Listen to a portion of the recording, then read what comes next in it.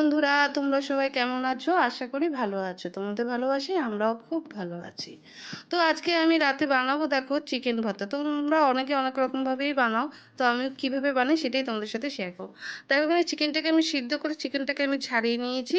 আর সিদ্ধ করা জলটা রেখেছি সেটা আমার চিকেন ভর্তা বানাতেই কাজে লাগবে। তো এখানে পেঁয়াজ, আদা, রসুন একটু বেটে নিয়েছি। এখানে টমেটো কেচাপ নিয়েছি একটু।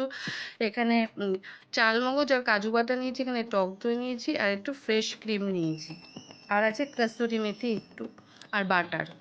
তো এখানে দেখো কড়াতে তেল বসিয়ে দিয়েছিলাম, তারপর ওখানে তেলটা গরম হয়ে যাওয়ার পর আমি এর মধ্যে দিয়ে দিলাম পেঁয়াজ আদা রসুন যে বাটাটা রেখে করেছিলাম সেটা।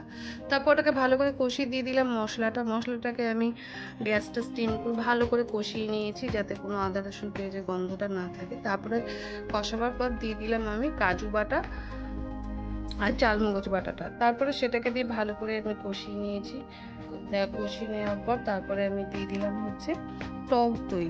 টক দইটা দেওয়ার সময় আমি গ্যাসের আঁচটা একটু কমিয়ে নিয়েছি যাতে টক দইটা না ফেটে যায়।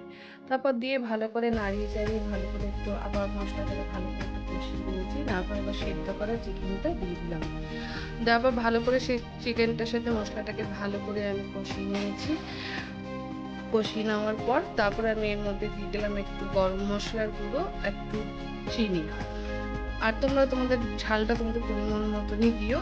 আমার ছেলেমেয়েরা যেহেতু ঝাল একটু কম খায় তার জন্য আমি একটু ঝাল কম দিয়েছি। আর আমি করেছিলাম একটা ডিম সিদ্ধ, সেটাকে আমি কেটে ছোট ছোট করে নিয়েছি, আর একটু ধনেপাতা কুচি আর একটু কাঁচা লঙ্কা কুচি। তো সেগুলো এটার সাথে অ্যাড করে দিয়েছি। দেওয়ার পর সবার লাস্টে দিয়ে দিলাম একটু ফ্রেশ ক্রিম আর একটু বাটার। আর সবার লাস্টে দিয়ে দিয়েছি একটু কাস্তুরি মেথি হাতে একটু রোস্ট করে দিয়ে দিয়েছি। দেওয়ার পর একদম রান্নাটা আমার কমপ্লিট। যদি তোমাদের রান্নাটা এমন ভালো লাগে তাহলে প্লিজ লাইক শেয়ার আর সাবস্ক্রাইব করো। Thank you.